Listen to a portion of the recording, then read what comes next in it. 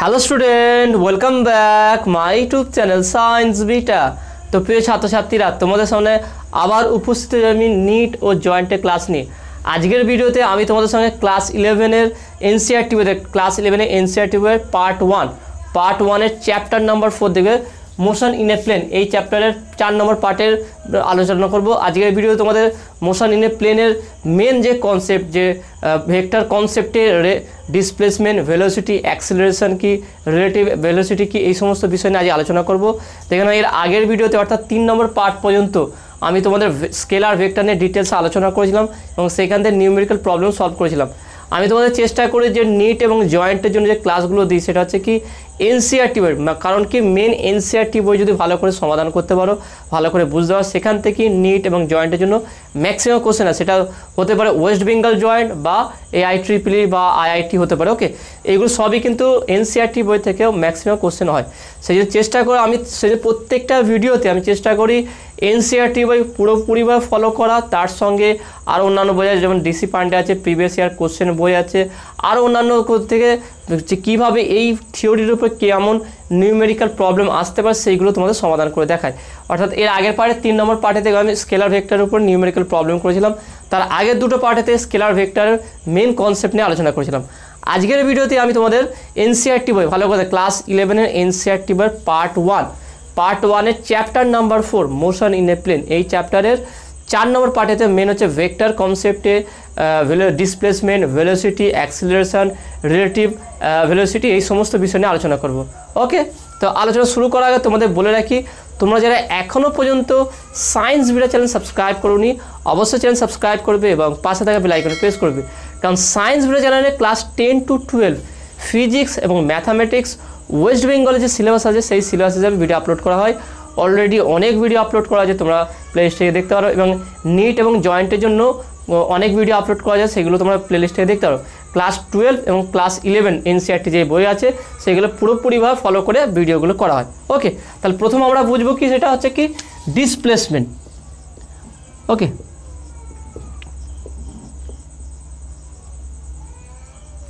বা সরণ। এর আগে আমরা স্কেলার ভেক্টর পড়েছিলাম, স্কেলার ভেক্টর, সেখানে আমরা কনসেপ্টটা আলোচনা করেছিলাম। আশা করি সবাই তোমাদের বেসিক কনসেপ্ট স্কেলার ভেক্টর সম্পর্কে ক্লিয়ার আছে। তো সেখানে আমরা পড়েছিলাম কি position vector r equal to কী ছিল, position vector r equal to xi cap plus yj cap. তাহলে আমরা যে কোনো ভেক্টরকে স্থানাঙ্কে রূপান্তর করতে পারি বা কোনো স্থানাঙ্ককে ভেক্টর রূপান্তর করতে পারি, এটা আমরা এর আগের ভিডিওগুলোতে দেখে নিয়েছি। তাহলে যে কোনো পজিশন ভেক্টর আছে, আর ভেক্টরকে আমরা পজিশন ভেক্টর বলতে পারি, এটা হচ্ছে কি পজিশন ভেক্টর।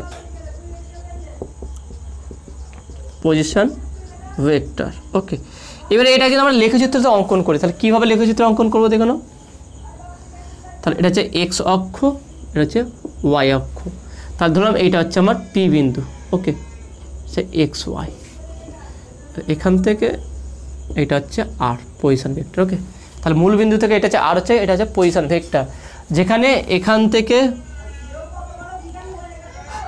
এক্স অক্ষ বরাবর এক্স পরিমাণ গেছে আর ওয়াই অক্ষ বরাবর ওয়াই পরিমাণ গেছে। এবার ওয়াই অক্ষ বরাবর গেলে হচ্ছে জে ক্যাপ আর এক্স অক্ষ বরাবর গেলে হচ্ছে আই ক্যাপ। সেই জন্য X I cap plus Y J cap. তাহলে এর মানে হচ্ছে কি এক্স অক্ষ বরাবর আমার এক্স পরিমাণ গেছে, ওয়াই অক্ষ বরাবর আমার ওয়াই গেছে, সেই জন্য Y J cap X I cap, একে বলা হয় কি পজিশন ভেক্টর। ওকে, তাহলে এটা আমরা মানও বের করতে পারি r equal to root of X square plus Y square. এখান থেকে আমরা ডিসপ্লেসমেন্টের কনসেপ্টটা কীভাবে পাবো দেখে নাও। ধরলাম এই পি বিন্দু থেকে আমি এটা লেখচিত্রটাকে আরেকটু আঁকছি এইভাবে। তাহলে এখান থেকে আমার এটা পি বিন্দু ছিল, এটা হচ্ছে পি বিন্দু। ধরলাম এই পয়েন্টটা এখান থেকে ছিল, এটা কি আর। ওকে, এটা আর ভেক্টর। ধরলাম পয়েন্টটা এখান থেকে, এখানে আমি একটু আলাদা পেন ইউজ করছি, এখানে চলে এসছে পি ড্যাশ। ওকে, পি ড্যাশ অর্থাৎ এখান থেকে এখানে ডিসপ্লেসমেন্ট হয়েছে। ওকে, এটা ডিসপ্লেসমেন্ট হয়েছে এটা, তাহলে এখান থেকে ডিসপ্লেসমেন্ট, এটা হচ্ছে পি ড্যাশ। তাহলে এর স্থানাঙ্ক কত হবে এবারে, তাহলে এখান থেকে এতটুকু গেছে, এটাকে আমরা বলছি কি দেখে না, বা আমরা তো এটাকে এইভাবে নো। তাহলে এখান থেকে এখন ভেক্টরটা কোনটা হবে দেখে না, এখন এটা হবে পজিশন ভেক্টরটা চেঞ্জ হয়ে গেছে, এখন পজিশন ভেক্টরটা এইটা। ওকে, ভালো করে দেখে নাও, খুবই সহজ আছে, খুবই সহজ, দেখে নাও।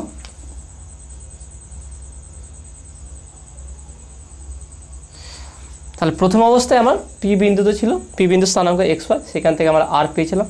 এবারে ধরলাম এখান থেকে পার্টিকেলটা বা কোনো কণা বা কোনো বস্তু এখান থেকে এখানে এসছে, অবশ্যই 2Dতে। এখানে আমরা যা আলোচনা করি সবই কিন্তু 2D। ওকে, 2Dতে, 2 ডাইমেনশনাল মোশন, অর্থাৎ আমরা 2Dতে এখানে মোশনগুলো আলোচনা করছি।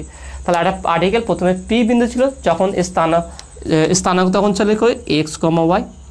এবারে ধরলাম এখান থেকে পি বিন্দু থেকে পার্টিকেলটা পি ড্যাশ বিন্দুতে গেছে, তাহলে এখান থেকে সরণটা কতটা হচ্ছে ডেল আর। ওকে, তাহলে এইটাও ভেক্টর হবে। ওকে, ডেল আর পরিমাণ, তাহলে এখান থেকে ডেল আর পরিমাণ গেছে, তাহলে এখান থেকে ও, এটা যদি ও বলি তাহলে ও পি ড্যাশটা কত হবে, এটা ধরলাম আমরা আর ড্যাশ, এটা আর ড্যাশ। তাহলে এখান থেকে সরণটা হয়েছে পি থেকে পি ড্যাশ, অর্থাৎ পি ড্যাশ, সেটা কত হবে সেটা আমরা ক্যালকুলেট করব এখান থেকে। খুবই সহজ, একদম খুবই ইজি, কোনো কঠিন ব্যাপার নেই, ভালো করে বোঝার চেষ্টা করুন, একদম বেসিক থেকে আমরা বুঝবো এবং এর উপরে নিউমেরিক্যাল প্রবলেম সলভ করে যে কেমন টাইপের প্রবলেম নিট বা জয়েন্টে আসে সেইগুলো আমরা আলোচনা করব। তা দেখে নাও, আমি বললাম কি যে কোনো একটা পয়েন্ট, আরবিটারি একটা পয়েন্ট ধরলাম, এখানে পি বিন্দু, এক্স ওয়াই স্থানাঙ্ক, এক্স পরিমাণ এক্স অক্ষ গেছে, ওয়াই পরিমাণ ওয়াই অক্ষ গেছে, 8টা পজিশন ভেক্টর। এবারে ধরলাম কি পার্টিকেলটা পি বিন্দু থেকে পি ড্যাশ বিন্দু এখানটা এসছে, তাহলে সরণটা কত আছে ডেলার, ডেলার পরিমাণ সরণে, তাহলে এই স্থানাঙ্ক কত হবে, স্থানাঙ্কটা ধরলাম আমি এখানটায় এক্স ড্যাশ ওয়াই ড্যাশ। ওকে, এই স্থানাঙ্ক ধরলাম পি ড্যাশের এক্স ড্যাশ ওয়াই ড্যাশ। তাহলে আগে ছিল কোথায়, এখানটায়, এখন এসছে এখানটায়, অর্থাৎ এখান থেকে ছিল এটা এক্স, এটা ছিল ওয়াই, আর এখন হয়ে গেছে এখান থেকে এটা হচ্ছে কি এক্স ড্যাশ, আর এখান থেকে এইটুকু, অর্থাৎ এই যে ডিস্টেন্সটা এখান থেকে যদি আমি বলি এটা হচ্ছে ওয়াই ড্যাশ, এখান থেকে হলে এটা হচ্ছে ওয়াই ড্যাশ, আর এটা ছিল কি ওয়াই। ওকে, এটা ছিল ওয়াই, এই ডিস্টেন্স ছিল ওয়াই, আমরা এখান থেকে ক্যালকুলেট করলাম এটা ওয়াই। ভালো করে বুঝে নাও, ছবিটা খুবই সহজ আছে, আমি দরকার পড়ে আরেকটু ভালো করে তোমাদের ছবিটা বোঝাচ্ছি, কারণ ছবিটা বুঝতে পারলে, কারণ এইটা হচ্ছে বেসিক ডিসপ্লেসমেন্টার কনসেপ্টটা, ভেক্টর কনসেপ্টে ভালো করে বুঝতে পারলে তারপরে তুমি ভেলোসিটি, অ্যাক্সিলারেশন এগুলো খুব সহজে বুঝতে পেরে যাবে। সেই জন্য এইটা আগে ক্লিয়ার করো, এই কনসেপ্টটা ক্লিয়ার করো, খুবই সহজ আছে কনসেপ্টটা, দেখে নাও। তার মানে আমি বলতে চাইছিলাম কি, এটা প্রথম স্টেপ আমার এখানটায় এটা পি বিন্দু ছিল। ওকে, যার স্থানাঙ্ক হচ্ছে এক্স কমা ওয়াই। ওকে, তাহলে এই বরাবর সে ওয়াই ঘর গেছে, এটা হচ্ছে এক্স পরিমাণ গেছে। ওকে, এটা তাহলে এই বরাবরটা হচ্ছে কি, এটা হচ্ছে ওয়াই, এটা হচ্ছে ওয়াই। ওকে, এটা ভালো করে বুঝে নাও। তাহলে এক্স ওয়াই, এটা হচ্ছে কি আর ভেক্টর, তাহলে আর হচ্ছে কি পজিশন ভেক্টর, যার মান আমি বললাম কি r vector equal to x I cap plus Y J cap, তাই না? এটা আমরা আলোচনা করলাম এক্ষুনি। এবার দেখে নাও, আমি বলছি কি এবার পার্টিকেলটা পি বিন্দু থেকে, এই পি বিন্দু থেকে সরে এখান পর্যন্ত এসছে, এখানে একটা কোনো একটা পয়েন্টে এসছে পি ড্যাশ। ওকে, পি ড্যাশ বিন্দুতে এসছে, তাহলে পার্টিকেলটা এখান থেকে ডিসপ্লেস হয়ে পয়েন্টটা এখানটায় দিয়ে দিলাম, এখানটায় এসছে। ওকে, পি ড্যাশে এসছে। তাহলে এখন পজিশন ভেক্টরটা কী হবে, তাহলে আগে পজিশন ভেক্টর ছিল কি এটা r dash r vector equal to x I cap plus Y J cap. তাহলে এখন পজিশন ভেক্টরটা চেঞ্জ হয়ে যাবে, সেটা কেমন হয়ে যাবে,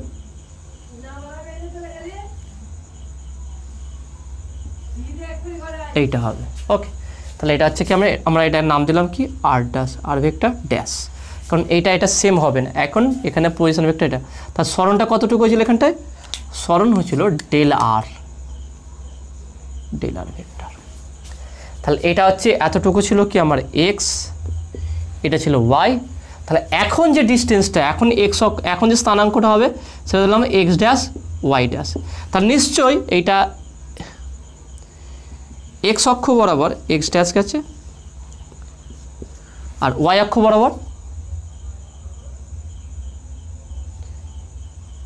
এইভাবে আমি ডট ডট দিলাম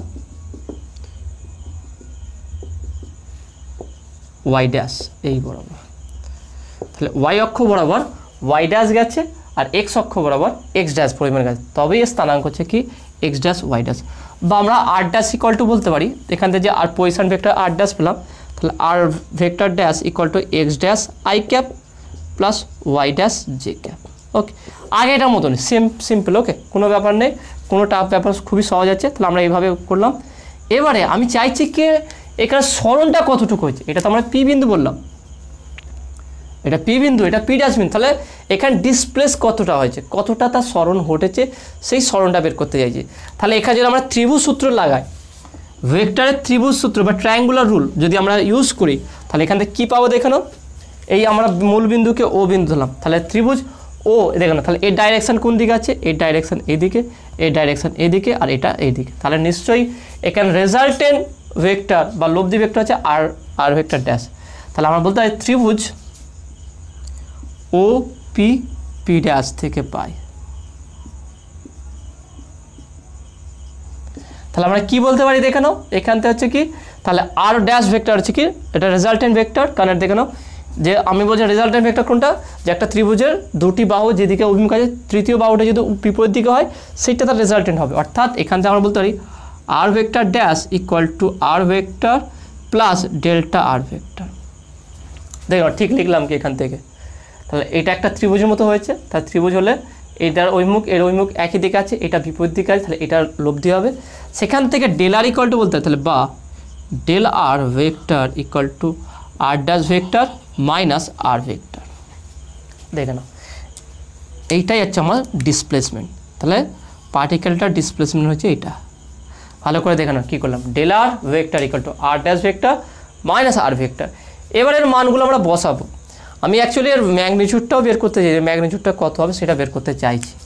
তাহলে এখানে বলতে হবে del R equal to R dash মানে কি x dash i cap plus Y dash j cap. Okay, এটা আর ড্যাশের মান বসালাম, মাইনাস দেওয়া আছে, মাইনাস আর ভেক্টর মানে কি x I cap y J cap. তাহলে x I cap minus Y J cap, minus কেন হলো এখানে মাইনাস আছে, মাইনাস মাইনাস হয়ে গেল।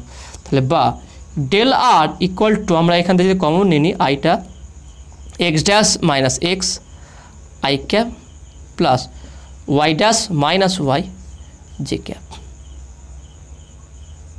দেখে নাও এটা একটু ভালো করে বোঝার চেষ্টা করো। তাহলে আমরা এটা কী পেলাম দেখে নাও, x dash minus x I cap plus Y dash minus Y J cap. অর্থাৎ এটা কোনটা দেখে নাও, এতটুকুটা। তাহলে এখান থেকে এইটুকু ডিস্টেন্সটা কি, টোটালটা এক্স ড্যাশ, তাহলে হচ্ছে এক্স, তাহলে বলতে পারি কি এক্স ড্যাশ মাইনাস এক্স, তাহলে এক্স ড্যাশ মাইনাস এক্স। আর এখানে হচ্ছে এইটুকুটা, এটা হচ্ছে কি Y dash minus Y. Okay, তাহলে এটাকে যদি আমরা বলি ডেল এক্স হচ্ছে কি x dash minus X del Y equal to Y dash minus Y. তাহলে এইভাবে আমরা রিপ্লেস করতে পারি। অর্থাৎ অন্তিম অবস্থান থেকে প্রাথমিক অবস্থানের এক্স অক্ষ বরাবর ডিস্টেন্সটা পার্থক্য কত আছে আর ওয়াই অক্ষ বরাবর কতটা পার্থক্য আছে সেটা হচ্ছে আমার ডেল এক্স। অর্থাৎ এখন হচ্ছে পি ড্যাশ, তাহলে পি ড্যাশ থেকে পি এক্স অক্ষ বরাবর কত দূরত্ব কত, সে হচ্ছে এক্স ড্যাশ মাইনাস এক্স, এইটুকু হচ্ছে X dash minus X. Y অক্ষ বরাবর কত হচ্ছে ওয়াই ড্যাশ মাইনাস ওয়াই। তাহলে এটা স্মল যদি খুব ছোটো সেটাকে আমরা ডেল এক্স দিলাম, del X equal to x dash minus X del Y equal to Y dash minus Y. অর্থাৎ আমরা এটাকে লিখতে পারি, এটা ভেক্টর অবশ্যই আছে, ভেক্টর সাইন দিতে হবে মাথায়। তাহলে এখান থেকে আমরা বলতে পারি দেখে না কীভাবে চেঞ্জটা হচ্ছে, দেখে না সিম্পল প্রুফ থেকে কীভাবে চেঞ্জ হচ্ছে, সেই চেঞ্জটা আমরা ডাইরেক্ট এটা দেখে এবার এরকম ক্যালকুলেশন দেখে এটা টাফ ভেবে ফেলি, কিন্তু না আমরা বেসিক থেকে একদম যাবো, সেখান থেকে বুঝে বুঝে টাফের দিকে আসতে হবে, সেইটা আর টাফ লাগবে না, খুবই সহজ লাগবে। তা দেখে নাও, তাহলে এখান থেকে আমরা আলটিমেট বলতে পারি কি del R equal to del X I cap plus del Y J cap. তা দেখে নাও এইটা আমরা পেলাম কি পজিশন ভেক্টর, মানে পি থেকে পি ড্যাশ পর্যন্ত এই যে ডিসপ্লেসমেন্ট হলো সরণটা হলো কতটুকু সরণ হয়েছে সেটা হচ্ছে কি del X I cap plus del Y J cap. তাহলে এর যে ডাইরেকশানটা কোন দিকে P P dash, P P ড্যাশের যে অভিমুখ আছে সেই অভিমুখে এর ডাইরেকশান হবে ডেল আরের। সরণটা হচ্ছে কি যেদিকে সরণ হয়েছে সেই অভিমুখে তার ডিসপ্লেসমেন্ট মানে তার ডাইরেকশানটাও সেই দিকে হবে। ওকে, যদি এর ভ্যালু বের করতে ম্যাগনিটিউড, তাহলে del R equal to root of del x square plus del y square. Okay, এভাবে ম্যাগনিটিউড বের করতে হবে। এবারে এখান থেকে এই ফর্মুলা থেকে আমরা ভেলোসিটি বের করবো। ওকে, তাহলে ভেলোসিটি কী হবে দেখে নাও, তাহলে এটা হচ্ছে আমার কি ডিসপ্লেসমেন্ট গেল, এবার আমরা ভেলোসিটি নির্ণয় করবো দেখে নাও।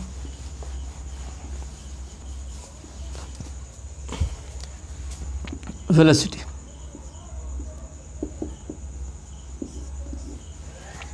ভেলোসিটি আমরা নর্মালি কি জানি যে V average velocity, V equal to বলতে আর কি del R by del T, কারণ ভি ইকুয়াল টু আমরা জানি কি এস বাই টি, সরণ বাই সময় হচ্ছে আমার বেগ।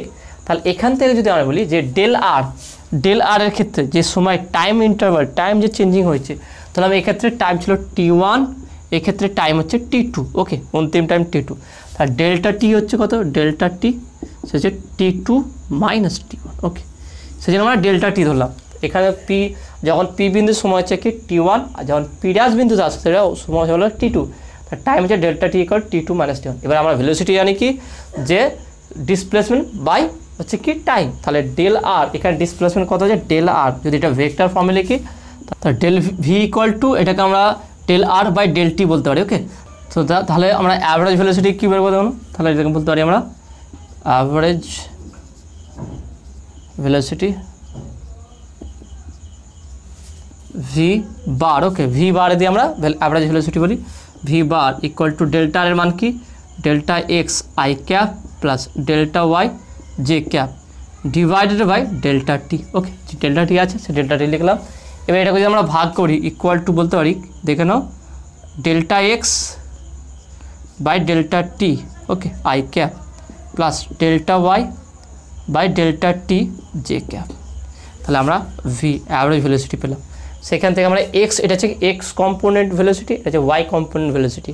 তাহলে এখান থেকে আমরা বলতে পারি V average equal to V x average I cap plus V Y average J cap. তাহলে এইভাবে আমরা অ্যাভারেজ ভেলোসিটি বের করতে পারি। দেখে নাও, ভালো করে লক্ষ্য করো যে আমরা কীভাবে করলাম, যে average velocity equal to delta x, delta r এর মানটা বসালাম, delta x I cap plus delta y J cap by delta t, তাহলে delta x by delta t, এবার delta Y by delta t, তাহলে এটা এক্স কম্পোনেন্টের জন্য velocity, যে Y component velocity.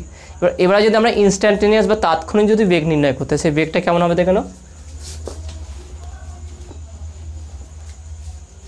তাৎক্ষণিক বেগটা কী হবে, তার মানে ভি, ওকে, তাৎক্ষণিক বেগ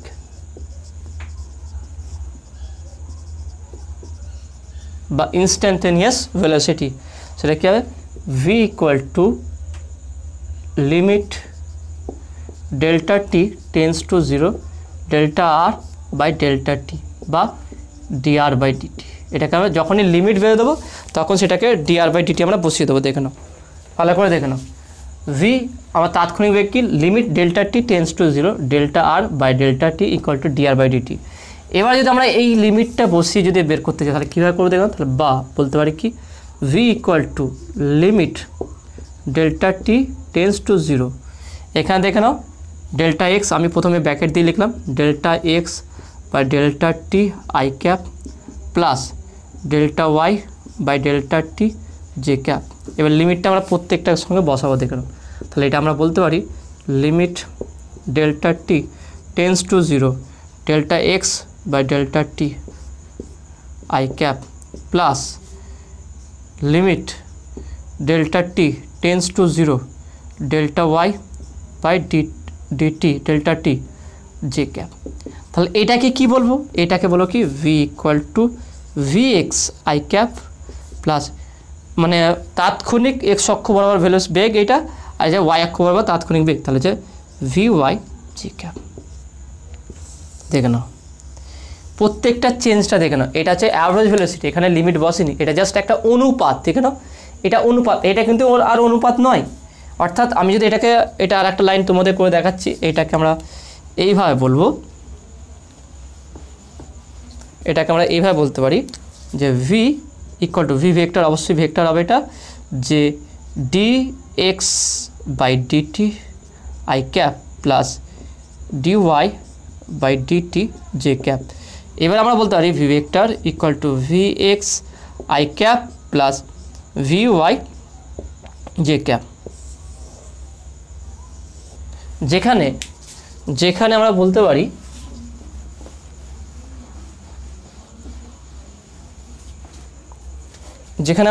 কি Vx equal to dx by dt, velocity along x component, okay, বা x অ্যাক্সিস, আর এটাকে বলতে পারি কি v y equal to D Y by D T, এটা হচ্ছে ওয়াই অক্ষ বরাবর ভেলোসিটি। তো আমরা এটা সবই কিন্তু ইনস্ট্যান্টেনিয়াস বলছি, অর্থাৎ এক্স অক্ষ বরাবর তাৎক্ষণিক বেগ কী হবে v x equal d x by d t, আর ওয়াই অক্ষ বরাবর তাৎক্ষণিক বেগ কী হবে v y equal d Y by d t. Okay, এবং সেটাকে আমরা যে ভেলোসিটি আমাকে বলতে পারি সেটা কি রেজাল্টেন্ট ভেলোসিটি, সেটা বলতে V vector equal to V x I cap plus V Y J cap. এবার দেখেন এইটার মধ্যে এটার আমরা ডিফারেন্সটা কী দেখে নাও, আমরা দুটো সমীকরণকে লিখছি আলাদা করে, ভি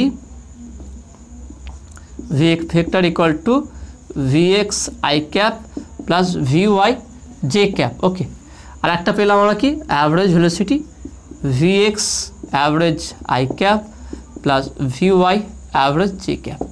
তাহলে এই যে দুটো সমীকরণ পেলাম, এই দুটো সমীকরণ কিন্তু সেম নয়, এক নয়। এটা হচ্ছে ইনস্ট্যান্টেনিয়াস বা তাৎক্ষণিক বেগের ক্ষেত্রে, এটা হচ্ছে অ্যাভারেজ ভেলোসিটির ক্ষেত্রে। দুটো ডিফারেন্সটা কী দেখে নাও, দুটো ডিফারেন্সটা ভালো করে বুঝে নাও। ডেরিভেটিভ আর রেশিও বা অনুপাত দুটো কিন্তু সেম না, এটা ভালো করে মনে রাখবে।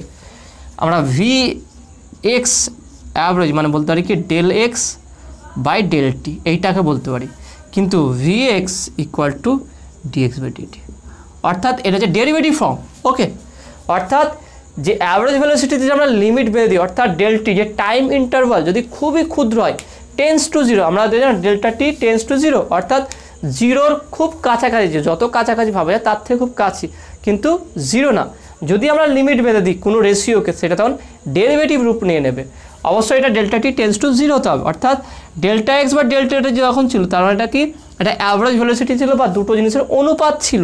কিন্তু এখানে ডিএক্স বাই ডিটি বা ডিডিটি এটাকে পড়া হয় ডিডিটি অফ এক্স, তার মানে একটা এক্সের ডেরিভেটিভ রূপ আছে, তাহলে এটা কখনোই রেশিও না, তাহলে এটাকে বলা হয় কি তাৎক্ষণিক বেগ, আর এটা কি বলা হচ্ছে কি গড় বেগ বা অ্যাভারেজ ভেলোসিটি। ওকে, এই হচ্ছে দুটো ডিফারেন্স, অর্থাৎ এই দুটো সমীকরণ কখনো এক হবে না। ওকে, তো আসলে তুমি এটা বুঝতে পেরেছো। এখান থেকে আমরা ভেলোসিটির ম্যাগনিটিউড বের করতে পারি, V equal to root of V X square plus V Y square, এইভাবে। ওকে, এইভাবে আমরা ভেলোসিটির আমরা ম্যাগনিটিউড বের করতে পারি। এখানে আরেকটা জিনিস মনে রাখবে, যেহেতু এখান থেকে আমরা লিখেছিলাম d r v vector equal d r by DT, অর্থাৎ v vector equal to DR by DT, অর্থাৎ ভেলোসিটি এখানে ভেলোসিটির ডাইরেকশনটা কোন দিকে হবে, যেদিকে ডিসপ্লেসমেন্ট হবে, যেদিকে ডিসপ্লেসমেন্ট সেই অভিমুখে ভেলোসিটি ডাইরেকশন হবে, অর্থাৎ সরণের অভিমুখ এবং বেগের অভিমুখ সেম হবে, একই দিকে হবে। এটা দেখে নাও, তোমাদের বইয়ে কি ছবিও দেওয়া আছে, ছবিগুলো একটু ভালো করে দেখুন লেখচিত্র আকারে, যেই হিসাবে দেখুন যেই পয়েন্টটাই ভেলোসিটি বের করবো সেই পয়েন্টটি কিন্তু আমার তার অভিমুখ হবে, অর্থাৎ সর্বদা সরণের স্পর্শক বরাবর তার ভেলোসিটির ডাইরেকশনটা হবে। দেখে নাও এখানে দিয়েছে অনেক কটা ছবি দিয়েছে, তোমরা দেখবে এইভাবে আর এইভাবে, তাহলে ভেলোসিটি যাবে কি এই বরাবর যাবে, স্পর্শক বরাবর, স্পর্শক বরাবর। যদি এটা আরও খুব কাছাকাছি করা হয় দেখবে এই পয়েন্ট, তাহলে এইভাবে যাবে। তাহলে এখান দিয়েছে কি যেই অভিমুখে অর্থাৎ ডেল্টা আর এর ডাইরেকশান যেদিকে হবে সেই দিকেই ডেল্টা ভি এর ডাইরেকশান হবে বা ভি এর ডাইরেকশান সেদিকে, অর্থাৎ যেদিকে সরণ হবে সেদিকে। কারণ দেখে নাও আমরা ডিআর ইকুয়াল টু ভি আছে, অর্থাৎ এটা ডিআর এর অর্থাৎ ডিসপ্লেসমেন্ট ডাইরেকশান যেদিকে পাবো সেই দিকে ভেলোসিটির ডাইরেকশানটা হবে। ওকে, নেক্সট এবার যেটা আলোচনা করছে সেটা হচ্ছে কি অ্যাক্সিলারেশন। এটা খুব সহজ আছে, দেখে নাও।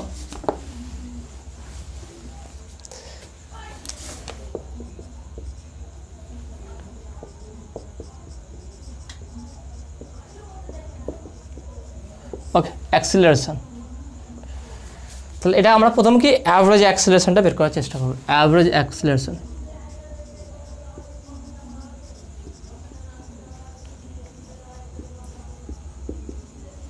তাহলে অ্যাভারেজ অ্যাক্সিলারেশনটা কী হবে, তাহলে এ অ্যাভারেজ ইকুয়াল টু মানে এটা ভেক্টর নয়, এটা অ্যাভারেজ চিহ্ন, সেটা বলতে পারি কি ডেল্টা ভি বাই ডেল্টা টি। দেখে নাও এটা আমরা অ্যাভারেজ ভেলোসিটিও এইভাবে বের করেছিলাম ডেল্টা আর বাই ডেল্টা টি, ঠিক একইভাবে আমরা অ্যাভারেজ অ্যাক্সিলারেশন ইকুয়াল টু বলতে পারি delta v by delta t.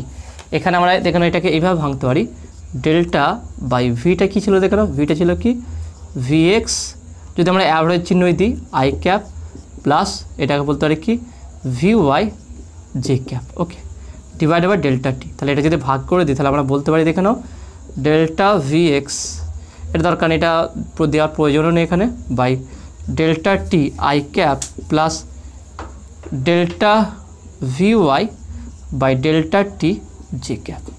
তাহলে এটা হচ্ছে কি অ্যাভারেজ অ্যাক্সিলারেশন, ওকে, অ্যাভারেজ গড় ত্বরণ, ওকে। তাহলে delta V x by delta T I cap plus delta V Y by delta T J cap. এটা খুবই সহজ লাগবে, কারণ এর আগেরটা আমরা অ্যাভারেজ ভেলোসিটি বের করি, সেই একই ফরম্যাটে অ্যাক্সিলারেশনটা বের করবো। এবার এখান থেকে আমরা ইনস্ট্যান্টেনিয়াস বা তাৎক্ষণিক যদি বের করতে চাই, বা এটাকে আমরা এইভাবে বলতে পারি অ্যাভারেজকে যে a x, okay, i cap plus a y J cap. আমরা ভেলোসিটি ফরম্যাটে এটাকেও এইভাবে বলতে পারি, এটা হচ্ছে কি অ্যাভারেজ, ওকে। এবার যদি আমরা ইনস্ট্যান্টেনিয়াস অ্যাক্সিলারেশন বের করতে বা তাৎক্ষণিক ত্বরণ বের করতে চাই, সেটা কী হবে দেখো, তাৎক্ষণিক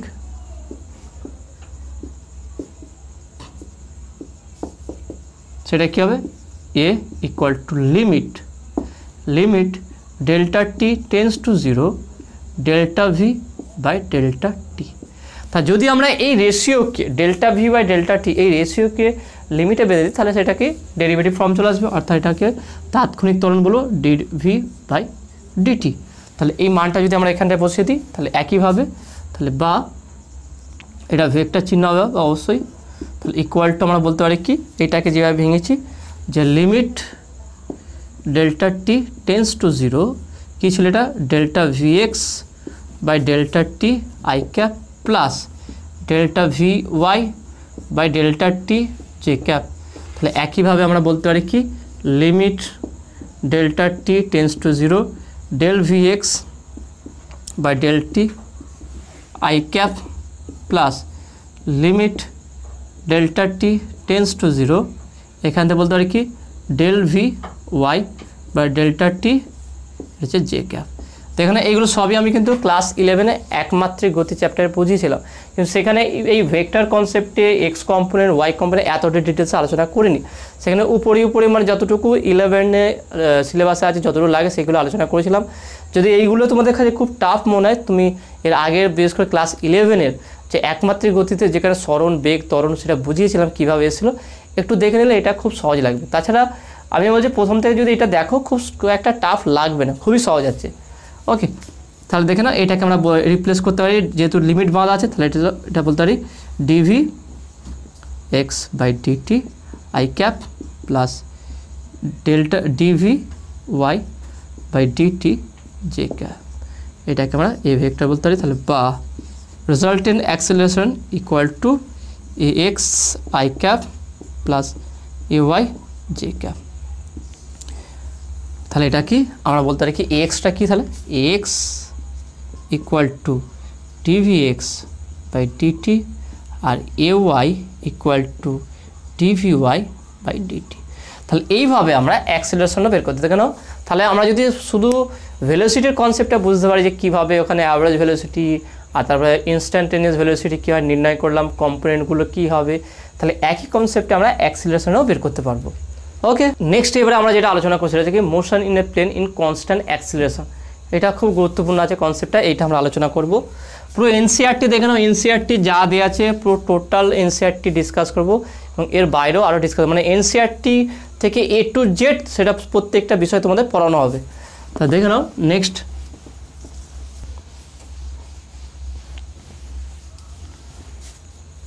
তাহলে আমরা এটা বলতে পারি, হেডিং দিতে পারি মোশন ইন এ প্লেন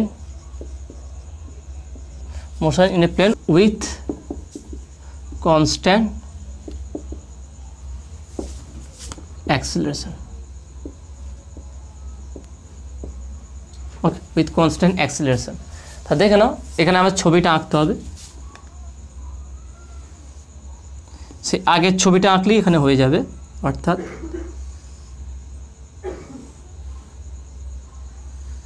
দুটো পজিশান, ওকে। এটাকে আমরা পি বলেছিলাম, এটাকে আমরা পি ড্যাশ বলছি। তাহলে এখানটা দেখে নাও,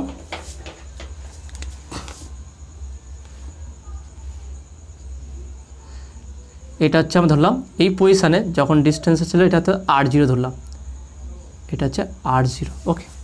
এখান থেকে পজিশন ভেক্টর ছিল r0, কারণ কি এই পি বিন্দুর টাইমটা 0। তাহলে এখান থেকে আমরা বলতে পারি at a time t equal to 0 the displacement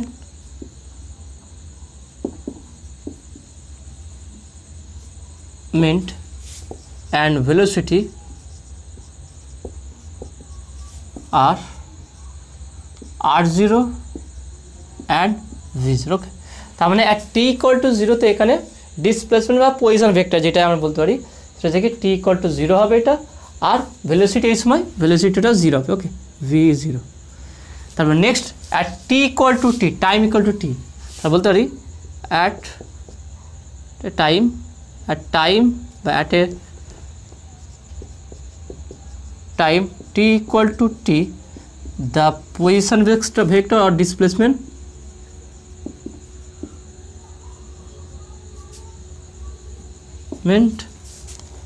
and velocity are r and v ওকে তাহলে এটা আমরা ধরলাম তাহলে এখান থেকে নাও এই মুহূর্তে আমার পজিশন কত হবে এখান থেকে 0 থেকে সেটা হচ্ছে r আর ভেলোসিটি v হবে ওকে তাহলে এখান থেকে আমরা যদি ভেলোসিটি বের করি তাহলে দ্য অ্যাক্সিলারেশন তো the constant acceleration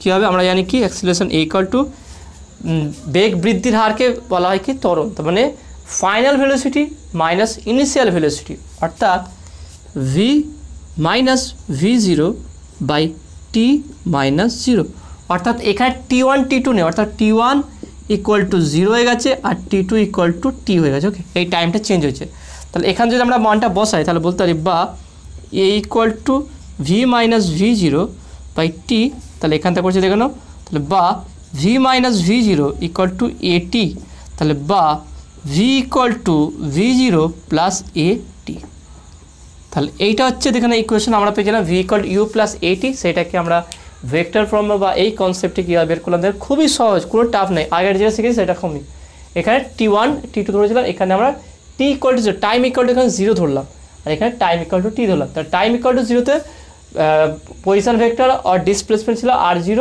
R velocity এই মুহূর্তে v0 আর যেমন at t equal to t সেখানে পজিশন ভেক্টর আর ডিসপ্লেসমেন্ট r আর ভেলোসিটি v এবারে এখান থেকে আমরা জানি কি acceleration a equal to v minus v0 by t এটা আমরা সমীকরণ জানি সেখান থেকে a equal to v minus v0 by t তাহলে v equal to v0 plus at এবারে এটাকে যদি আমরা x মানে কম্পোনেন্টে ডিভাইডেড করি অর্থাৎ তাহলে x কম্পোনেন্ট কী হবে দেখো না আমরা যদি কম্পোনেন্টে ভাঙি তাহলে vx ইকুয়াল টু v0x ওকে v0 initial velocity along x Axis তাহলে কী হবে প্লাস axt আর y অ্যাক্সিস বরাবর কী হচ্ছে vy equal to v0y plus ayt তাহলে এইভাবে আমরা কম্পোনেন্টেও ডিভাইড করতে পারি তা দেখে না কীভাবে বের করলাম এটা খুবই সহজ আছে নর্মাল আমরা কোনটা t ইকুয়াল টু 0 পজিশন আর ভেলোসিটি দেখালাম আর t ইকুয়াল টু তে ভেলোসিটি আর পজিশনটা দেখালাম সেখান থেকে যে ফর্মুলা আছে অ্যাক্সিলারেশন নর্মালি আমরা যে ফর্মুলা জানি সেখান থেকে অ্যাক্সিলারেশন ভেলোসিটি বের করলাম সেটা হচ্ছে কি at t ইকুয়াল টু 0 তে আমার ভেলোসিটি কত ছিল সেই ভেলোসিটি নিয়ে সেখানে দুটো কম্পোনেন্ট ভেঙে দিলাম এবারে এখান থেকে আমরা বের করব কি পজিশন বা ডিসপ্লেসমেন্টটাও বের করতে পারি কিভাবে দেখে নাও এবার দেখে নাও আমরা কিভাবে আমরা বের করব ডিসপ্লেসমেন্টটাও বের করবো দেখে নাও তাহলে এখানে আমরা ভেলোসিটিটা বের করলাম এবার ডিসপ্লেসমেন্টটা দেখে নাও দেখে নাও বলতে পারি দেখে নাও at t ইকুয়াল টু 0 তে at t ইকুয়াল টু 0 দেখো না এখানে যখন at t ইকুয়াল টু 0 ছিল তখন ভেলোসিটি v0 ছিল ভালো করে দেখে নাও এখানটায় তাহলে at t ইকুয়াল টু 0 তে আমার ভেলোসিটি ছিল v0 আর at t equal to t তে ভেলোসিটি হচ্ছে কি v ওকে আর পজিশন হচ্ছে r তাহলে আমরা বলতে পারি যে অ্যাভারেজ ভেলোসিটি তাহলে কত হবে তাহলে বলতে পারি অতএব the average velocity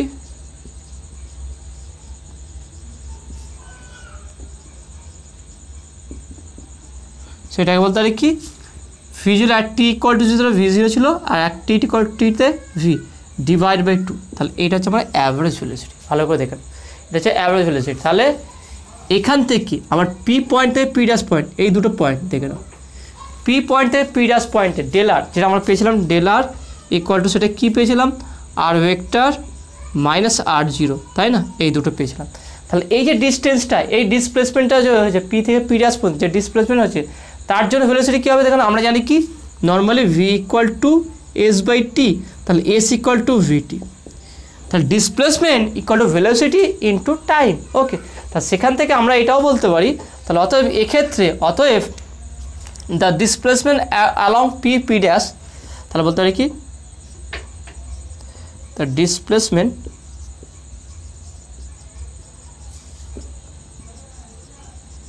along P to P dash is, সেটা বলতে পারি কি দেখে নাও আর, দেখে নাও আমি ভেক্টর রূপ না দিয়ে নর্মাল বলছি r minus r zero equal to, তাহলে এই ডিস্টেন্স এই displacement s equal to v t, তাহলে এখানে ভেলোসিটি কী নেব অ্যাভারেজ ভেলোসিটি, তাহলে v plus v zero by two average velocity into time, তাহলে এখান থেকে টি, টাইমটা এখানে জিরো ছিল এখানে টি, তাহলে টাইমটা হচ্ছে কি স্মল টি, ভালো করে দেখে নাও এখান থেকে টাইম চেঞ্জটা হতো, এখানে টি ইকুয়াল টু ছিল আর এখানে টি ইকুয়াল টি, তো টোটাল টাইম হচ্ছে টি, তাহলে বলতে পারি কি the displacement along P to P dash, p থেকে পি ড্যাশ এটা কত হচ্ছে দেখে নাও r minus r zero equal to, okay কারণ টোটালটা হচ্ছে আর, সেখান থেকে আর জিরো মাইনাস, তাহলে r minus r zero equal to average velocity into time, তাহলে এটাকে যদি আমরা মান বসাই কত পাবো দেখে নাও, তাহলে এখানে একটু মুছে দিচ্ছি,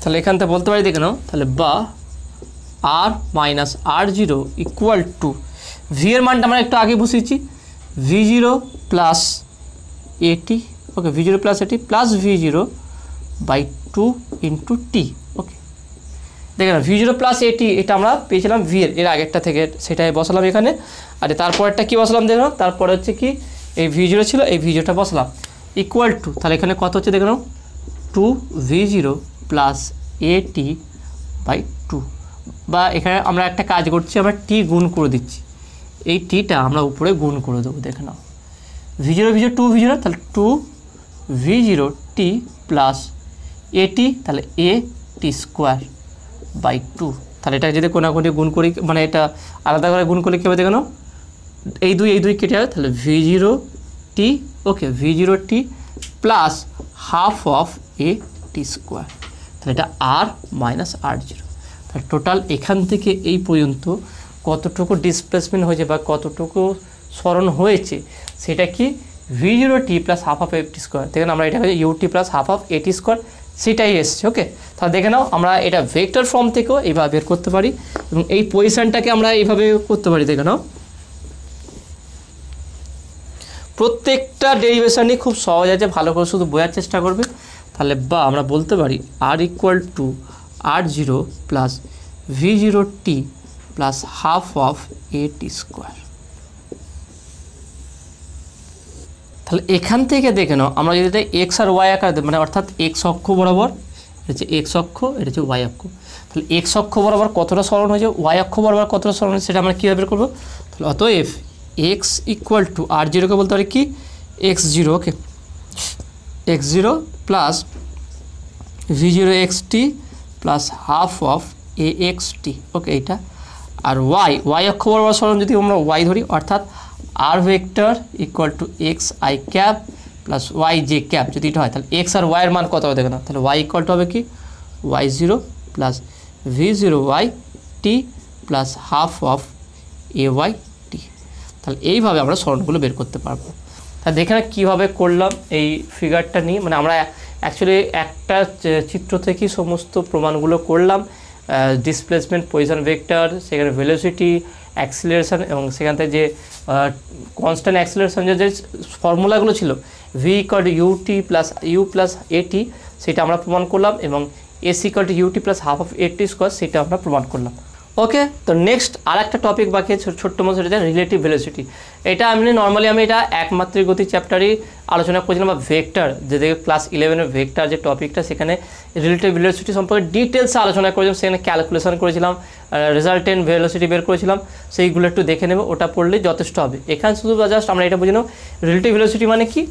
রিলেটিভ ভেলোসিটি মানে এখানে বেশি আমাদের একটু প্রয়োজন হবে না, এখানটা এই জায়গাটা তো দুটো বস্তু আছে, একটা বস্তু আছে একটা বস্তু আছে, এ এবং বি দুটোই একই অভিমুখে গতিশীল আছে, এটাকে ভি এ বললাম এর বেগ ভি টু বি বললাম। তার দুটো বস্তুই যখন একই দিকে গতিশীল হবে, একই দিকে না হলেও দুটো বস্তু পরস্পর গতিশীল থাকবে, একটা সাপেক্ষে আর একটার বেগকে বলবো আমরা রিলেটিভ ভেলোসিটি বা আপেক্ষিক বেগ। অর্থাৎ কোনো বস্তু স্থির আছে তার সাপেক্ষে অন্য কোনো গতিশীল বস্তুর বেগকে কিন্তু রিলেটিভ ভেলোসিটি বলা যাবে না, সেটা নর্মাল ভেলোসিটি যেগুলো আমরা ক্যালকুলেট করছিলাম। রিলেটিভ ভেলোসিটি কখন বলো, যখন দুটো বস্তুই মোশনে আছে, একটা মোশনে আছে তার সাপেক্ষে আর একটা বস্তুর মোশন বা বেগ আমরা নির্ণয় করতে চাইছি, তখন সেই ভেলোসিটি বলা হয় রিলেটিভ ভেলোসিটি। ওকে, তাহলে আমরা যদি এ সাপেক্ষে অর্থাৎ ভি এ বি, এর মানে হচ্ছে কি এ বস্তু সাপেক্ষে বি বস্তুর বেগ, তাহলে হচ্ছে V A minus V B এইটা, আর বি বস্তু সাপেক্ষে এ বস্তুর বেগ সেটাকে বলবো আমরা ভি বি এ, তাহলে হচ্ছে কি V B minus V A. তাহলে একটা সাপেক্ষে আর একটার বেগ ক্যালকুলেট করা বা নির্ণয় করাকে বলা হয় কি রিলেটিভ ভেলোসিটি। তাহলে রিলেটিভ ভেলোসিটি সব থেকে সহজভাবে বুঝে নাও, তাহলে যে কোনো বস্তুগুলি যদি মানে গতিশীল অবস্থা থাকে, অর্থাৎ দুটি গতিশীল অবস্থায় আছে, তাহলে একটার গতিশীল অবস্থার সাপেক্ষে আর একটা বস্তুর গতির মেজারমেন্ট করা বা নির্ণয় করাকে বলা হয় কি আপেক্ষিক বেগ নির্ণয় করা।